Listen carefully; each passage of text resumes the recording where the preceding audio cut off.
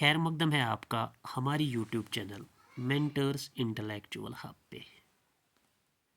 Dear students, जैसे कि आपको पता है कि इस साल जेके बोस की तरफ से क्लास 10th और 12th एग्जामिनेशंस मार्च और अप्रैल के महीने में लिए जा रहे हैं और इस सिलसिले में डेट शीट्स इजरा हुए हैं। हमारी यूट्यूब चैनल पिछले साल की तरह इस साल भी इन एग्जामिनेशंस के मुतालिक गेस्ट पेपर्स कम मॉडल पेपर्स आपसे शेयर करने जा रहे हैं और इसी सिलसिले में आज हमने क्लास 10th के सोशल साइंस का गेस्ट पेपर चुना है। आपसे गुजारिश है कि अगर आप इस चैनल पे नए हैं तो चैनल को ज़रूर सब्सक्राइब और शेयर कीजिए और डिस्क्रिप्शन में अपने कमेंट्स या अपने कन्फ्यूजन्स हम तक पहुंचाइए।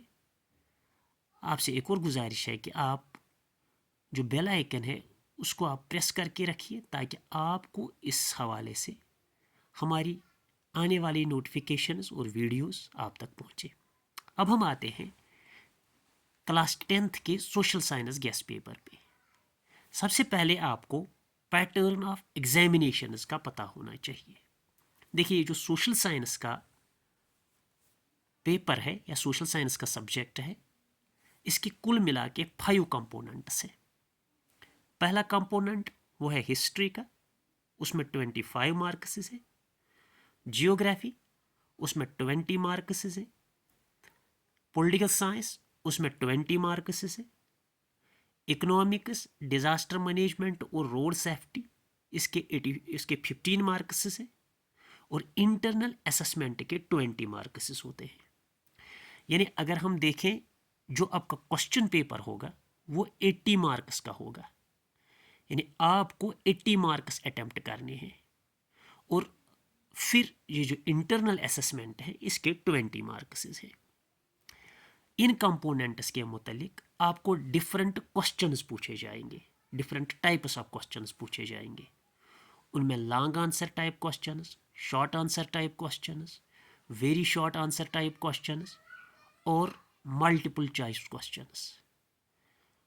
हम इस हवाले से एक नए अलहदा वीडियो में आपको डिफरेंट टाइप्स ऑफ क्वेश्चंस, उनकी टेक्निक्स और उनकी आंसर राइटिंग, यानी किस क्वेश्चन में किस नवीयत से आपको आंसर्स लिखने हैं, वो हम सेपरेट वीडियो में आपसे बात करेंगे। फिलहाल हम आते हैं पहले पार्ट पे, वो है हिस्ट्री का कंपोनेंट जिसके 25 मार्क्स है। देखिए, जो हिस्ट्री का कंपोनेंट है इसमें 25 मार्क्स है और इसमें से जो पहले 2 चैप्टर्स है, nationalism in Europe and nationalism in India, in 2 chapters में लॉन्ग आंसर टाइप क्वेश्चंस आपसे पूछे जाएंगे। तो इन 2 चैप्टर्स में जो इम्पोर्टेंट क्वेश्चंस है, यानी जो ऐसे क्वेश्चंस है जिनकी ज़्यादा प्रोबेबिलिटी है एग्जाम में आने की, उसमें से पहला क्वेश्चन फ्रेंच रेवोल्यूशन 1789 का भी और 1848 का भी। इसमें जो दूसरा क्वेश्चन होगा वो है Napoleon and changes introduced by him, यानी नेपोलियन ने कौन से एडमिनिस्ट्रेटिव चेंजेस लाए, आपको उन चेंजेस के मुतालिक भी जानना है। Number second, unification of Germany and unification of Italy. इन 2 यूनिफिकेशंस में कम से कम एक यूनिफिकेशन ज़रूर पूछी जाती है। फिर Greek war of independence, Frankfurt parliament और यूनिक केस ऑफ नेशनलिज्म। ये है पहले चैप्टर के इंपॉर्टेंट क्वेश्चंस। ये जो दूसरा चैप्टर है नेशनलिज्म इन इंडिया, उसमें से कौन कौन से क्वेश्चंस होंगे, जैसे non cooperation movement, Rowlatt act, Jallianwala Bagh and civil disobedience movement and impact of First World War on colonies. यानी फर्स्ट वर्ल्ड वॉर का इम्पैक्ट क्या पड़ा, इकोनॉमिक इम्पैक्ट उसका क्या पड़ा, या मैन पावर पे उसका क्या इम्पैक्ट पड़ा, या ओवरऑल उसका इम्पैक्ट क्या पड़ा कॉलोनीज पे। इसके बाद globalisation and types of exchange, यानी ग्लोबलाइजेशन हम किस चीज़ को कहते हैं, ग्लोबलाइजेशन का इम्पैक्ट क्या होता है, और टाइप्स ऑफ एक्सचेंज। फिर ग्रेट डिप्रेशन के मुतालिक पूछा जा सकता है कि व्हाट इज़ ग्रेट डिप्रेशन, या ये ग्रेट डिप्रेशन के कॉजेस क्या थे, या ग्रेट डिप्रेशन का इम्पैक्ट क्या हुआ। और देन G77, यानी G77 क्या है, इसमें कौन कौन से कंट्रीज़ है, ये G70 क्यों बना, इसके बाद ब्रिटन वुड इंस्टीट्यूशंस, जो कि आपको पता है, जिसमें IMF और वर्ल्ड बैंक आता है, कि ये ब्रिटन वुड इंस्टीट्यूशंस कैसे बने, इनकी importance in Britain would institutions की क्या थी।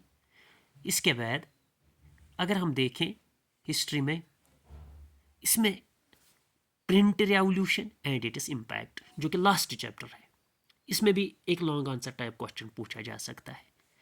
प्रिंट रेवोल्यूशन यानी प्रिंटिंग का जो रेवोल्यूशन हुआ वो क्या रेवोल्यूशन था और उसका इम्पैक्ट क्या पड़ा।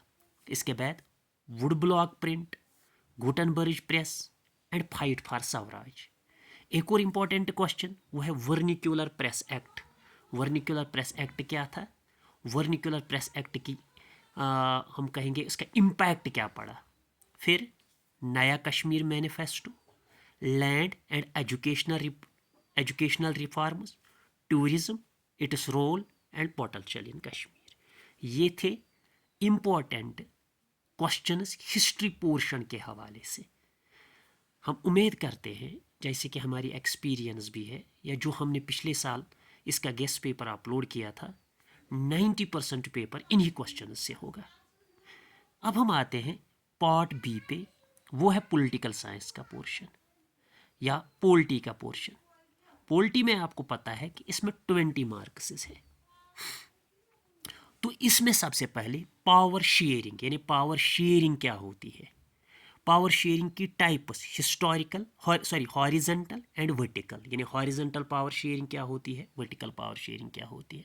और इसमें एग्जाम्पल के तौर पर आपको बेल्जियम की एग्जाम्पल पूछी जाएगी, या इसमें आपको श्रीलंका की एग्जाम्पल पूछी जाएगी।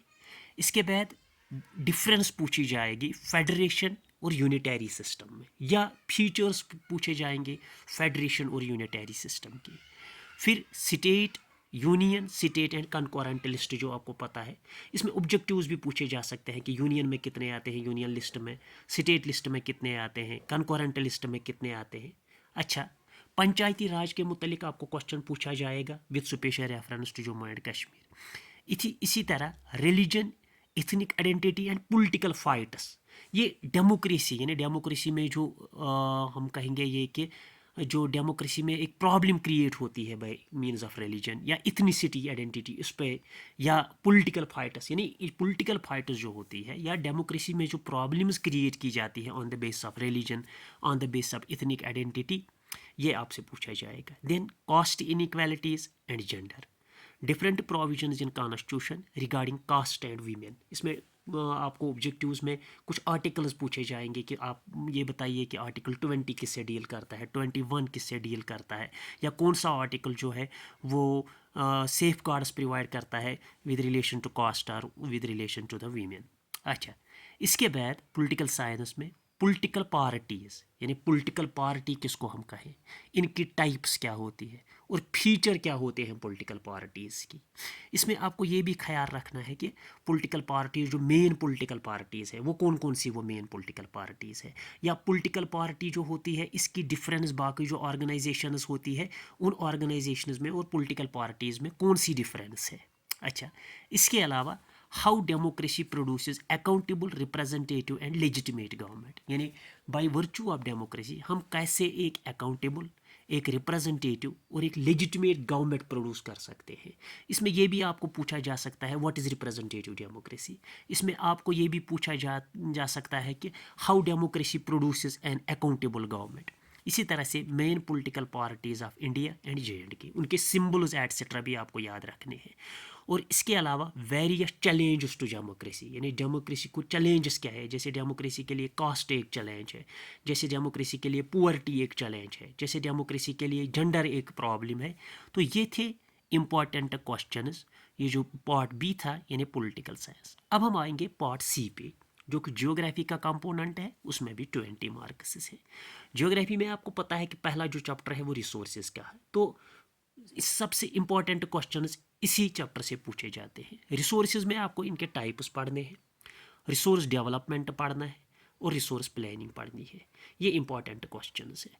सॉइल में आपको टाइप्स और सॉइल डेग्रेडेशन पढ़नी है कि सॉइल की टाइप और सॉइल की डेग्रेडेशन। कम से कम आपको ये भी पता होना चाहिए कि ये जो मेजर टाइप्स ऑफ सॉइल है ये कहाँ कहाँ पर पाई जाती है, क्योंकि कभी कभार ऐसा भी होता है कि इसमें आपको मैप भी दिया जाता है, मैप पर आपको डिफरेंट वो सॉइल टाइप्स दिखाने होते हैं, या मेन स्टेट्स राइस प्रोडक्शन के या इंडस्ट्रियल साइट्स एटसेट्रा, तो कम से कम ये आपको पता होना चाहिए। इसी तरह से फॉरेस्ट्स क्या है, यूजेस ऑफ फॉरेस्ट्स की टाइप्स और फॉरेस्ट कंजर्वेशन। एग्रीकल्चर पे आएंगे हम, तो एग्रीकल्चर में आपको टाइप्स ऑफ एग्रीकल्चर और मेजर क्रॉप्स ऑफ इंडिया, ये भी एक इंपॉर्टेंट क्वेश्चन है, मेजर क्रॉप्स ऑफ इंडिया। इसी तरीके से technological and institutional reforms in agriculture, ये भी एक इंपॉर्टेंट क्वेश्चन है जो आपको एग्जाम में पूछा जा सकता है और जो हम देखते हैं कि आमतौर पर पूछे जाते हैं। इसी तरह से impact of globalisation on agriculture, यानी ग्लोबलाइजेशन का क्या इम्पैक्ट पड़ा एग्रीकल्चर पे। देन मल्टीपर्पज़ रिवर प्रोजेक्ट्स और रेन वाटर हार्वेस्टिंग, ये इंपॉर्टेंट क्वेश्चंस थे जियोग्राफी कंपोनेंट के। अब हम आते हैं लास्ट पार्ट डी पे, वो है economy, disaster and road safety. क्योंकि ये कितने कंपोनेंट्स हैं, इकोनॉमी का एक, डिजास्टर का एक और रोड सेफ्टी का एक, ये 3 कंपोनेंट्स हैं, लेकिन कुल मिला के इनके 15 मार्क्स हैं। इसमें क्या पूछा जा सकता है आपको, primary secondary and tertiary sectors क्या है, उसमें एग्जाम्पल्स भी पूछे जाएंगे, उसमें ऑब्जेक्टिव्स भी आएंगे। ग्रीन रेवोल्यूशन क्या है और हॉर्टिकल्चर टूरिज्म, हॉर्टिकल्चर के मुतलिक या टूरिज्म के मुतलिक, या हॉर्टिकल्चर टूरिज्म के मुतलिक भी। इसी तरह से self employment awareness in Jammu and Kashmir. अच्छा, स्टॉक एक्सचेंजेस, जो important stock exchanges of India है उनके मुतलिक पूछा जा सकता है। इसी तरीके से डिज़ास्टर क्या होता है, टाइप्स कितने हैं डिज़ास्टर की, और डिज़ास्टर के फीचर्स क्या होते हैं। इसी तरीके से पॉलीथीन एंड इल इफेक्ट्स, इसी तरीके से मोटर व्हीकल अमेंडमेंट बिल 2016, और इसी तरीके से road safety education and accident prevention. ये थे important questions economy, disaster and road safety के, जिसके 15 मार्क्स हैं। क्योंकि हमने आपको पहले ही डिस्ट्रीब्यूशन ऑफ मार्क्स बताया, हिस्ट्री का कंपोनेंट, पॉलिटिकल साइंस का कंपोनेंट, जियोग्राफी का कंपोनेंट और इकोनॉमी, डिज़ास्टर और रोड सेफ्टी का कंपोनेंट, ये कुल मिला के आते हैं 80 मार्क्स। तो 80 मार्क्स का क्वेश्चन पेपर आपको दिया जाएगा एग्जाम में से। नाउ ये थे important questions subject social science के मुतल्लिक। हम बाकी वीडियोस में बाकी जो सब्जेक्ट्स हैं उनके गेस्ट पेपर्स भी आपसे शेयर करेंगे, और हम आपको इसमें जो डिस्ट्रीब्यूशन होता है, उसमें जो पैटर्न होता है क्वेश्चंस का, उस हवाले से भी आपसे बात करेंगे। आपसे उम्मीद है कि आप इन क्वेश्चंस पे कंसंट्रेट करोगे और आप बहुत अच्छा करोगे एग्जाम्स में। Thank you all the best.